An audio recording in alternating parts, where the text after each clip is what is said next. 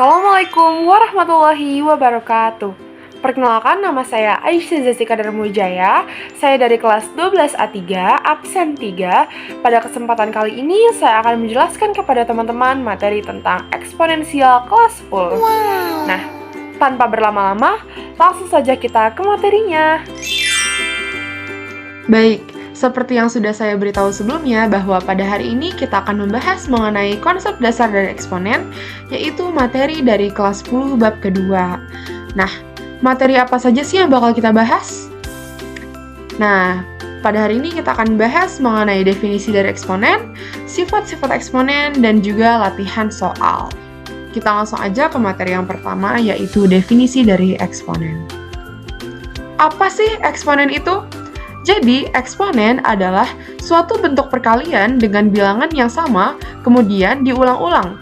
Nah, tujuan dari eksponen ini adalah untuk menyederhanakan ataupun mempersingkat penulisan perkalian bilangan yang sama, yaitu dalam bentuk pangkat. Nah, atau biasanya orang-orang menyebutnya sebagai bilangan berpangkat. Kita langsung masuk ke dalam bentuk umum dari eksponen. Bentuk umum dari eksponen sendiri itu terbagi menjadi dua keterangan. Yang A, itu ada bilangan basis ataupun bilangan pokok. Lalu yang N, itu adalah bilangan berpangkatnya. Jadi, A dipangkatkan dengan N sama dengan A dikalikan dengan A dikalikan dengan A sebanyak N kali. Ya, itu adalah bentuk umum dari bilangan berpangkat ataupun bentuk umum dari eksponen. Apa saja sifat-sifat yang ada pada eksponen? Jadi, dalam eksponensial kita perlu mengetahui sifat dasar yang dimiliki. Nah, untuk sifat dasarnya akan saya jelaskan satu persatu secara rinci. Sifat penjumlahan. Bagaimana sih sifat penjumlahan dalam eksponensial? Jadi, sifat penjumlahan dalam eksponensial adalah jika terdapat dua bilangan basis yang serupa, misalkan di sini bilangan basisnya itu adalah A, namun bilangan basis yang pertama dan yang kedua bila dikalikan dengan pangkat yang berbeda, maka pangkatnya itu akan ditambahkan. Contoh, A dipangkatkan dengan M, lalu dikali dengan A pangkat N, yakni A dipangkat M ditambah dengan N.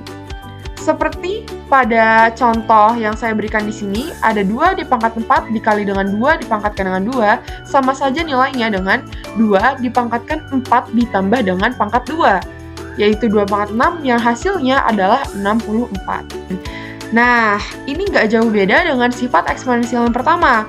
Di sini, yang tadinya itu dikali kalau misalnya yang pertambahan, yang di sini itu kita bagi. Misalkan ada 2 bilangan basis, dengan nilai yang sama, A dengan A, namun dengan pangkat yang berbeda, tapi itu dibagi. Contohnya, A dipangkatkan dengan M, dibagi A dipangkatkan dengan N. Maka pangkatnya itu akan dikurangi. Jadinya, A dipangkatkan M dikurang dengan N. Untuk contohnya, itu ada 2 pangkat 5, dibagi 2 pangkat 3, sama saja nilainya dengan 2 dipangkatkan 5 dikurang pangkat 3, yaitu 2 pangkat 2 yang hasilnya adalah 4. Nah, ini bentuknya agak sedikit berbeda dengan 2 sifat sebelumnya. Kalau yang ini adalah perkalian, yang mana bila ada bilangan basis di dalam tanda kurung dengan pangkat yang sudah ada, misalkan A dipangkatkan dengan M, lalu bilangan tersebut dipangkatkan lagi dengan pangkat yang lain. Jadinya, langsung saja masuk ke dalam contoh. 2 dipangkatkan dengan 2, tapi pada soal terlihat bahwa nilai tersebut dipangkatkan lagi dengan 3. Itu sama saja nilainya dengan 2 dipangkatkan 2 dikali dengan pangkat 3.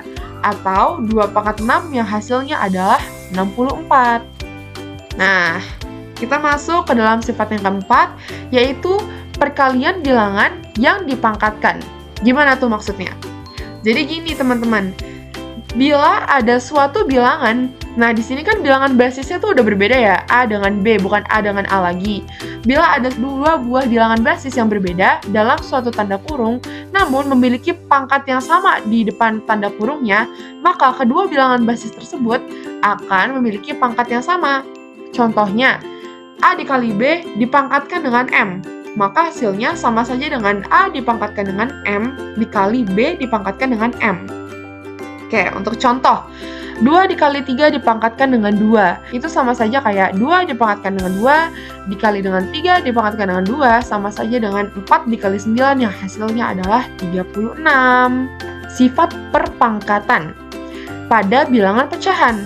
Nah, sama seperti sebelumnya, bila ada bilangan basis yang berbeda antara A dengan B, kalau sekarang tuh dibagi ya, kan tadi tuh dikali, sekarang tuh dibagi. Bilangan basis yang pertama yaitu A dan juga bilangan basis yang kedua yaitu B itu memiliki nilai yang berbeda, namun pangkatnya adalah sama. Itu sama saja nilainya dengan A dipangkatkan dengan M dibagi B dipangkatkan dengan M. Masuk ke dalam contoh, 2/3 dipangkatkan dengan 4 sama saja nilainya dengan 2/4 dibagi 3/4. Hasilnya adalah 16/81.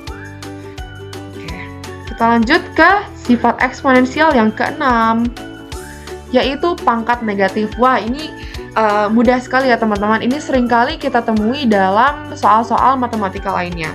Bila ada bilangan basis yang berpangkat negatif, misalkan A dipangkatkan dengan min N, itu adalah 1 per A dengan bilangan pangkatnya sudah berubah menjadi positif. Langsung masuk ke contoh. Misalkan, 2 dipangkatkan dengan min 3. Ini sama saja nilainya dengan 1/2 pangkat 3. Pangkatnya sudah berubah menjadi positif. Jadi, pangkat yang tadinya minus, bila bilangan basisnya kita taruh ke bawah, taruh ke bagian penyebut, maka pangkatnya itu otomatis berubah menjadi positif. Pangkat pecahan. Nah, di pangkat pecahan ini, akar N dari A pangkat M itu sama saja dengan pangkat yang ada di dalam akar per pangkat yang ada di luar akar. Jadinya A pangkat M per N. Langsung masuk ke dalam contoh. Akar pangkat 3 dari 2 pangkat 6. Sama aja dengan yang di dalam pangkat per yang di luar pangkat. Jadinya 2 pangkat 6/3. 6 dibagi 3 adalah 2. 2 dipangkatkan dengan 2 adalah 4. Oke teman-teman, kita langsung lanjut ke sifat eksponensial yang ke-8.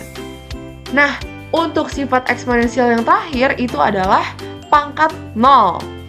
Jadi, secara umum, bilangan basis apapun yang memiliki pangkat 0, hasilnya adalah pangkat 0 adalah 1, 7 pangkat 0 adalah 1, dengan syarat bilangan basisnya tidak boleh sama dengan 0.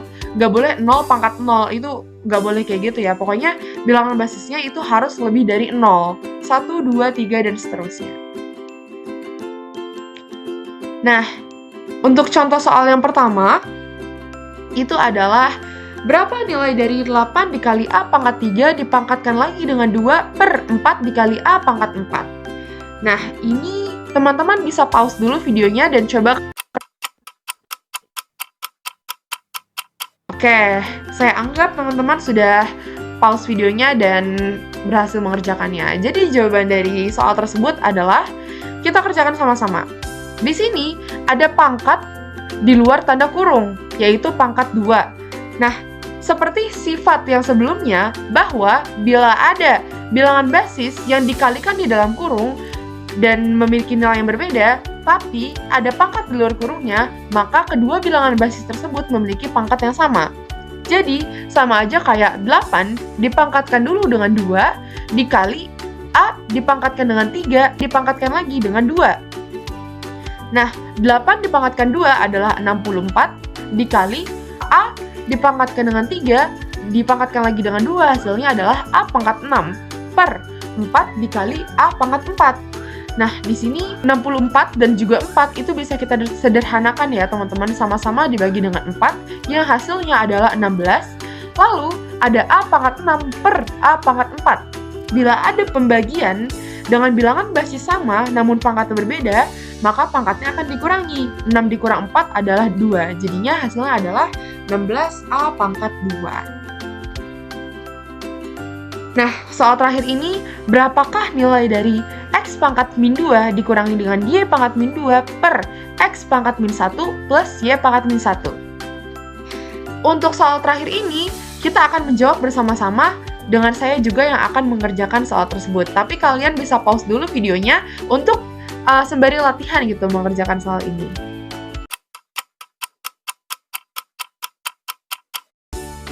Nah, teman-teman, untuk menjawab soal kayak gini, kita tuh hanya perlu mengingat satu notes aja, yaitu pangkat negatif. Langsung aja kita jawab, 1 per x kuadrat min 1 per y kuadrat per 1 per x pangkat 1 plus 1 per y pangkat 1.